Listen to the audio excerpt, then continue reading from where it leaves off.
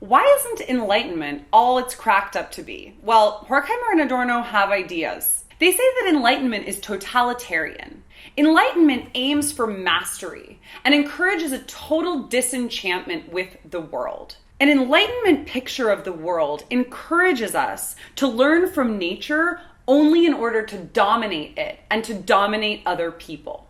So you might recall that the age of enlightenment, in a philosophical sense, coincides with the rise of colonialism and the rise of capitalism.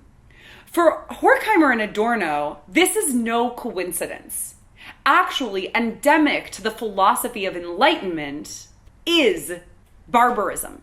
Enlightenment encourages the domination of nature, and this domination of nature eventually turns into the domination of the thinking subject over itself. So enlightenment encourages control and mastery over nature and over people, including ourselves. For enlightenment thinking, knowledge is power and power is knowledge. And this is not a benign association. It's actually quite dangerous. Now, one of the things that Horkheimer and Adorno focus on in this text is the idea that enlightenment thinking likes to imagine itself opposed to myth. So think about a common narrative here. Actually, we might return to Kant. For Kant, enlightenment is the human exit from immaturity. The human race was immature throughout much of its history. It believed in myth, it accepted the dogmas and doctrines of religion, and now it's finally in a position to start to be guided by the light of reason. This is enlightenment. Well, Horkheimer and Adorno suggest that actually, enlightenment thinking partakes of the very same logic as myth. So, what is mythical thinking based on? From the perspective of the Enlightenment, mythical thinking is based on unreason, and part of its unreason is its anthropomorphism. Mythical thinking projects the subjective, the human, onto nature through, for instance, animism. This idea that plants and natural resources, for instance, have souls. The Enlightenment comes along and is like, you imagine that plants and rocks have souls? How unenlightened of you. Well, Horkheimer and Adorno counter that actually mythical thinking is not that different in relevant ways from Enlightenment thinking itself. Because what happens in Enlightenment thinking is a dream of unity. This idea that we can have a total explanation of everything possible. Formal logic is the paragon of this Enlightenment thinking they describe on page 200. The idea that we can sort of reduce everything to numerical values, to soundness and validity, and say whether something is true or false. When we do that, we are anthropomorphizing the world by reducing it to the faculties of our own understanding. Abstraction, Horkheimer and Adorno suggest, is the tool of enlightenment. Nature here is taken as what is to be studied mathematically. But why should we say that nature is any more mathematical than it is animistic? Isn't our mathematical conception of nature itself a projection of human ways of understanding things? Horkheimer and Adorno suggest on page 201 that enlightenment is mythic fear turned radical. In both the mythical mindset and the enlightenment mindset, we have, as humans, a fear of the unknown, and we seek to master the unknown. It's just that we seek to master it in different ways in mythical thinking and enlightenment thinking. For enlightenment thinking, nothing can remain outside. The outside is what we fear. And so we have to explain everything, to subsume everything in order to counter that fear.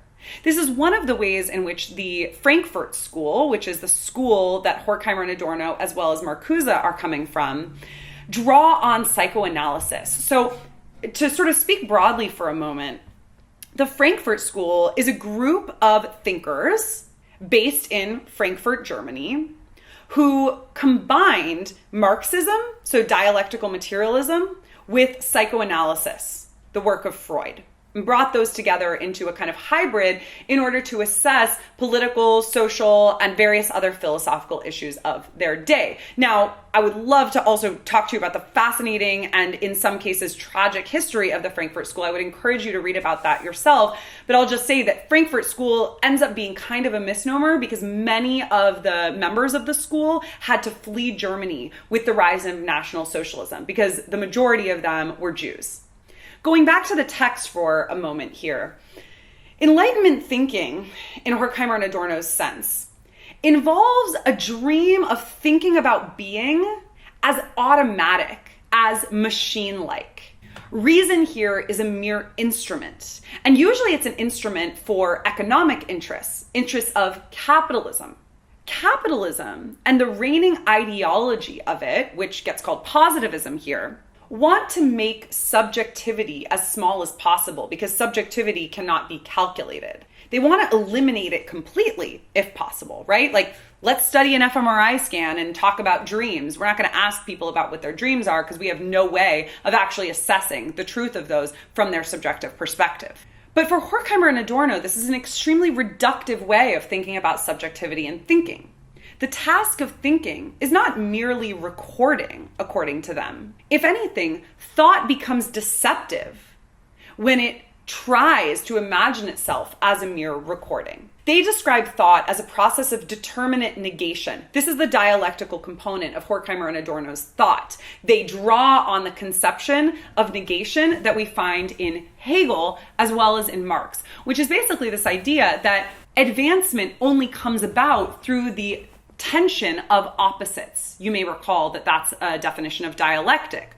So in thinking, we experience this tension of opposites, and then that gets resolved through a determinate negation. Thinking, they describe on page 209, has a divisive function. But the Enlightenment reduces this divisive function of thinking and recognizes it only insofar as thinking is able to dominate what is around it, in order to then return to the dream of unity, allaying our fears of the unknown.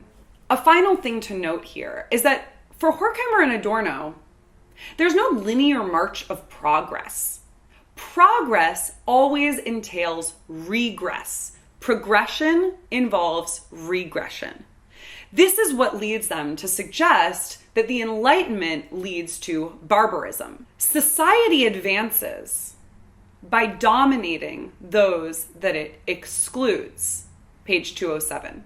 Think about the way that working conditions, which enable a maximum of productivity, end up compelling conformism and reducing freedom.